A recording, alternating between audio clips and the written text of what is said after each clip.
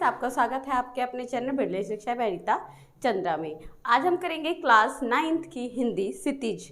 और लेकिन उससे पहले अगर आपने हमारे चैनल को लाइक शेयर और सब्सक्राइब नहीं करा तो चैनल को लाइक शेयर और सब्सक्राइब जरूर करें। और टाइम वेस्ट ना करते हुए चलो स्टार्ट करते हैं अपना चैप्टर। चलो स्टार्ट करते हैं क्लास 9th का चैप्टर नंबर एक कुत्ता और एक मैना। बच्चों, जो ये चैप्टर है हमारा वो हमारी गद्य विधा का निबंध है ना। और जो लिखा है जिसके लेखक हैं हजारी प्रसाद द्विवेदी जी। तो इन्होंने जो मतलब ये निबंध विधा है, जैसे मैं आपको पहले ही बताती हूँ, जो हिंदी विधा है वो हमारी दो भागों में है, गद्य और पद्य में। तो जो गद्य का ये भाग है निबंध, ये वैसे है हमारा कब है कि जो हमारे द्विवेदी जी हैं ये गए थे हजारी प्रसाद द्विवेदी जी रविंद्रनाथ टैगोर जी से मिलने। तो बच्चा वैसे तो इनको संस्मरण कहना चाहिए, लेकिन उन्होंने संस्मरण ना कहकर इसको निबंध कहा है ना। तो हम इस विधा को क्या बोलेंगे, निबंध। तो चलो स्टार्ट करते हैं हम चैप्टर। बच्चा जो चैप्टर है हमारा, जैसे मैंने आपको बताया, हजारी प्रसाद द्विवेदी द्वारा लिखित है और ये एक निबंध है। और जो हमारा चैप्टर है एक कुत्ता और एक मैना, इसमें बच्चा चैप्टर में पूरे में क्या है कि जो रविंद्रनाथ टैगोर जी थे वो हमारे पास शांति निकेतन में रहा करते थे और उनको पशु पक्षी से बहुत प्यार था। उन्हें अपने कुत्ते का स्पर्श करना, पक्षी पर प्रेम से, मतलब इन सब से बहुत ज़्यादा प्रेम था। उसी का वर्णन हम इसमें करेंगे। और उनकी बहुत सारी कविताएं हैं जो पशु पक्षियों को समर्पित हैं। चलो स्टार्ट करते हैं हमारे चैप्टर एक कुत्ता और एक मैना। लिखा, आज से कई वर्ष पहले गुरुदेव के मन में आया कि शांति निकेतन को छोड़कर कहीं अनंतर जाएं। मतलब उनकी बोल रहे हैं कई वर्ष पहले शांति निकेतन में रहते थे तो उनको मन करा कि कहीं और जाके रहा जाए। स्वास्थ्य बहुत अच्छा नहीं था, मतलब उम्र हो चली थी उनकी, शायद इसलिए पता नहीं क्यों ते पाया कि श्री निकेतन के पुराने 3 मंजिले मकान में कुछ दिन रही। मतलब जो श्री निकेतन था वहाँ पे 3 मंजिल मकान थे, वहाँ पे रहे। शायद मौज में आकर ही उन्होंने ये निर्णय लिया था। वे सबसे ऊपर के तल्ले में रहने लगे। उन दिनों ऊपर तक पहुँचने के लिए लोहे की चक्करदार सीढ़ियाँ होती थी, मतलब सीढ़ियाँ होती थी गोल गोल, है ना। और वृद्ध और शिव बप्पू रविंद्रनाथ, मतलब वो बूढ़े हो चुके थे, चढ़ सकना असंभव था, फिर भी कठिनाई से उन्हें वहाँ पे ले जाया जा सका। मतलब फिर भी वो वहाँ पे चले गए। उन दिनों छुट्टियां थी, आश्रम के अधिकांश लोग बाहर चले गए थे। एक दिन हमने सपरिवार उनके दर्शन की ठानी। बता क्या होता था, अगर कोई उनसे मिलने आता था तो वृद्धावस्था थी तो उनको शांति चाहिए होती थी, तो मतलब बोल दिया करते थे कि मतलब मुझे इतने लोगों से नहीं मिलना है ना, ये सब कुछ करके। तो एक दिन जो हजारी प्रसाद द्विवेदी जी हैं सपरिवार उनके दर्शन के लिए चले गए। दर्शन को तो मैं जो यहाँ विशेष रूप दर्शनीय बनकर लिख रहा हूँ, मतलब वो गए थे, उन्होंने जो चीज़ देखा उसको लिख रहे हैं वो। उसका कारण यह है कि गुरुदेव के पास कभी मैं जाता था तो प्राय वे ये कहकर मुस्कुरा देते थे कि दर्शनार्थी है क्या, है ना, मतलब उनको दर्शनार्थी बोलते थे। शुरू में मैं उनसे एक ऐसी बंगाल में बात करता था जो मतलब बंगला में बात करता था, मतलब बंगाल के थे रविंद्रनाथ टैगोर, तो बंगला भाषा में बात करते थे जो वस्तुतः हिंदी मुहावरों का अनुवाद हुआ करती थी। किसी बाहर के अतिथि को जब मैं उनके पास ले जाता तो कहा करते थे, एक भद्र लोक अपनार दर्शन जन्य है से छेन। ये बात हिंदी में जितनी प्रचलित थी उतनी बंगला में नहीं थी, इसलिए गुरुदेव जरा मुस्कुरा देते थे। बाद में मुझे मालूम हुआ कि मेरी ये भाषा बहुत अधिक पुस्तकीय है, मतलब ऐसा लगता है किताबी भाषा है। और गुरुदेव ने उस दर्शन शब्द को पकड़ लिया, इसलिए जब कभी मैं असमय पहुंच जाता तो हंसकर पूछते, दर्शनार्थी लेकर आए हो क्या। मतलब दर्शनार्थी को मतलब था जो बिना बुलाए और अचानक ही चले जाए, है ना।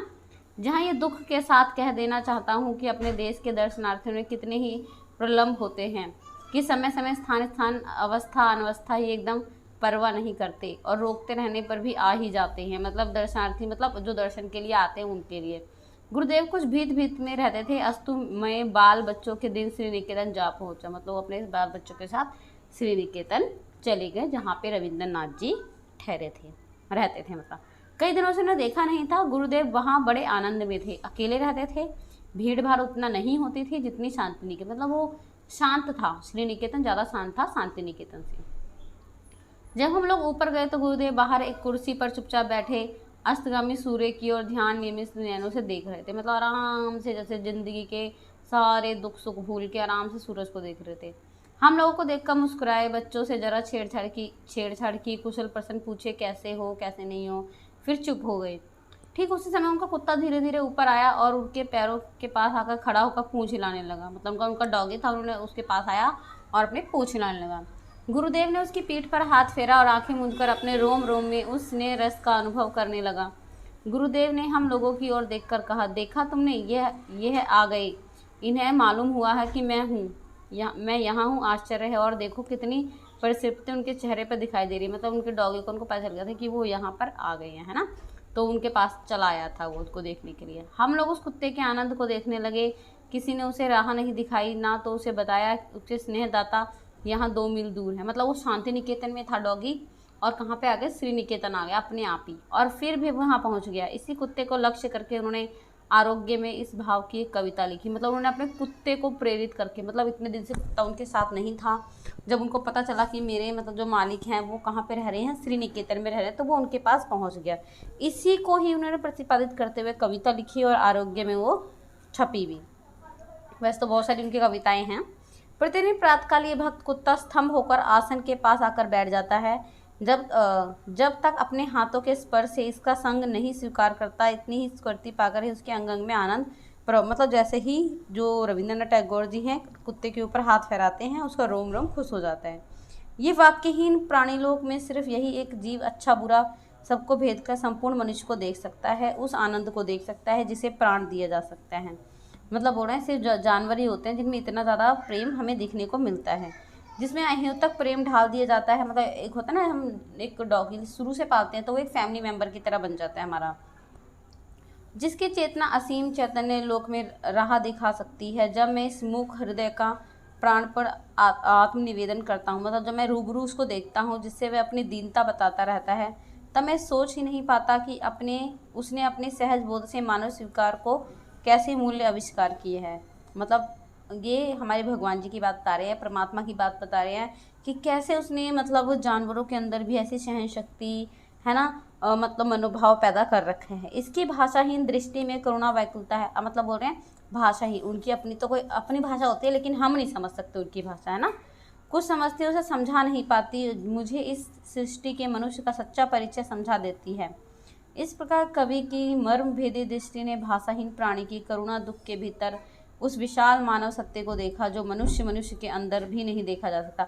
मतलब बोल रहे हैं मतलब भाग दौड़ भरी जिंदगी में एक मनुष्य दूसरे मनुष्य के दुख नहीं देख सकता, लेकिन वहीं हमारे जो रविंद्रनाथ टैगोर जी थे वो अपने भावों से जानवरों के दुख प्रेम को समझ पाते थे, और उनकी भाषा उनको समझ नहीं आती थी, फिर भी उनके दुख दर्द को वो आनंदित हो उठते थे, है ना, उसको देख के। मैं जब ये कविता पढ़ता हूँ तब मेरे सामने श्री निकेतन के तितल्ले पर ही घटना प्रत्यक्ष सी हो जाती है। वह आंखें मूंद कर आप परिसीमी आनंद और मुख हृदय पर प्राण आत्मनिवेदन मूर्तिमान हो जाते हैं। मतलब वो वाक रह जाते हैं, एकदम स्तंभ रह जाते हैं, उनको समझ नहीं आता कि क्या करना है। उस दिन मेरे लिए एक छोटी सी घटना थी, आज विश्व के लिए अनेक महिमाशाली घटनाओं की श्रेणी में बैठ गई है।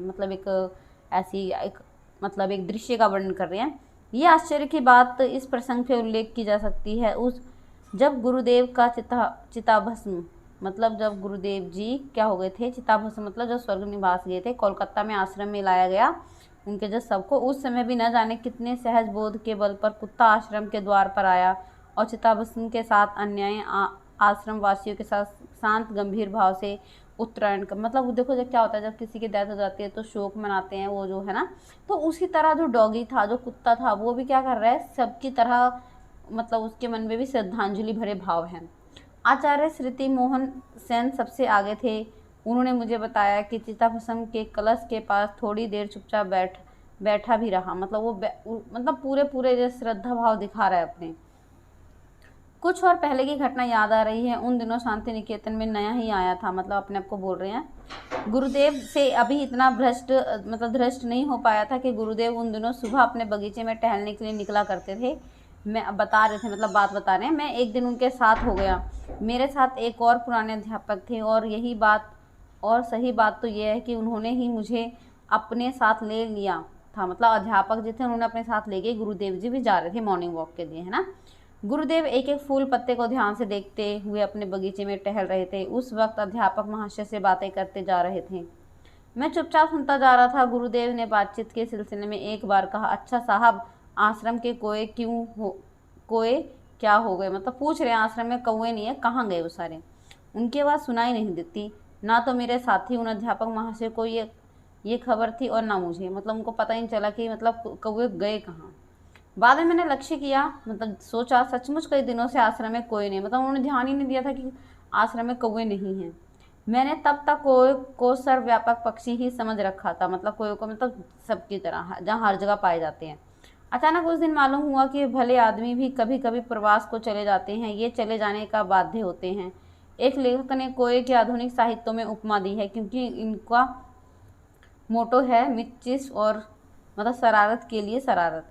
तो कोए का प्रवास भी शरारत के उद्देश्य से ही है। प्राय एक सप्ताह के बाद बहुत कौवे दिखाई दिए, मतलब उन्होंने बोला कि हो सकता है जैसे बाकी पक्षी प्रवास पे जाते हैं ना, जैसे सर्दी गर्मी में चले जाते हैं, वैसे ही कौवे भी चले गए हैं।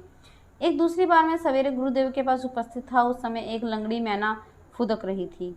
मतलब इसमें ना बच्चा हर जगह वही डिस्कस करा है हजारी प्रसाद द्विवेदी ने कि मतलब उनको जानवरों से कितना प्यार था, पशु पक्षी से कितना प्यार था। जहाँ सबकी नज़र नहीं गई वहाँ गुरुदेव जी की नज़र चली गई। गुरुदेव ने कहा, देखते हो ये युद्ध भ्रष्ट है, रोज़ फुदकती है ठीक यहीं आकर। मुझे उसके चाल में एक करुणा भाव दिखाई देती है। गुरुदेव ने अगर कह ना दिया होता तो मुझे उसका करुणा भाव एकदम नहीं दिखता। मतलब गुरुदेव जी ने बोल दिया तो उसमें दिख रहा है, अदरवाइज नहीं दिखता। मेरा अनुमान था कि मैना करुणा भाव दिखाने वाला पक्षी ही नहीं, वह दूसरे की अनुकंपा ही दिखाया करती थी।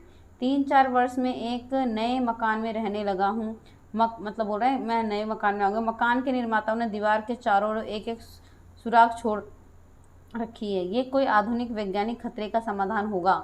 सो एक मैना दंपति नियमित भाव से प्रतिवर्ष यह गृहस्थी जमाया करते थे। मतलब उन्हें होता है अच्छा, जब हम घर बनाते हैं तो उसमें कुछ कुछ हम ना ईंटें मतलब होते हैं तो छूट जाती हैं।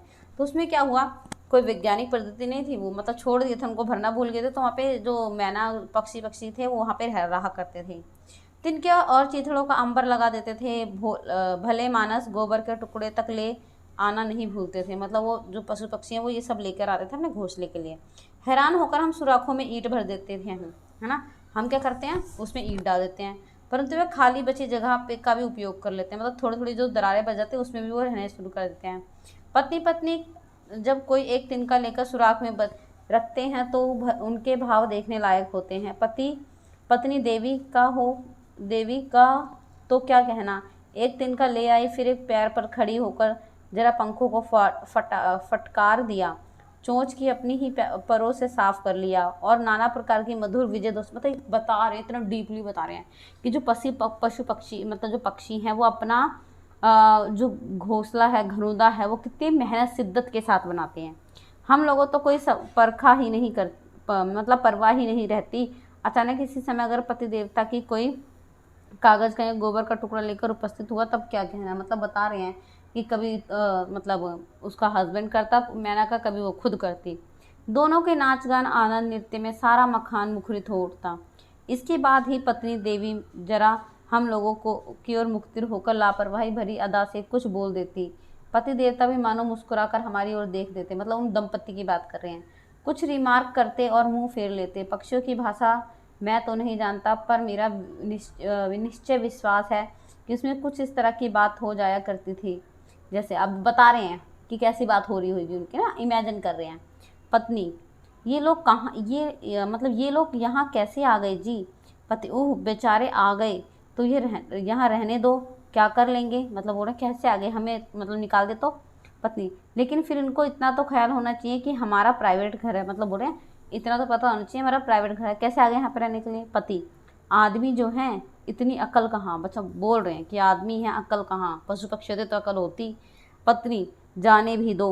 पति, और क्या। मतलब दोनों ऐसी बातें कर रहे हैं, ऐसा लग रहा था हजारी प्रसाद द्विवेदी जी को।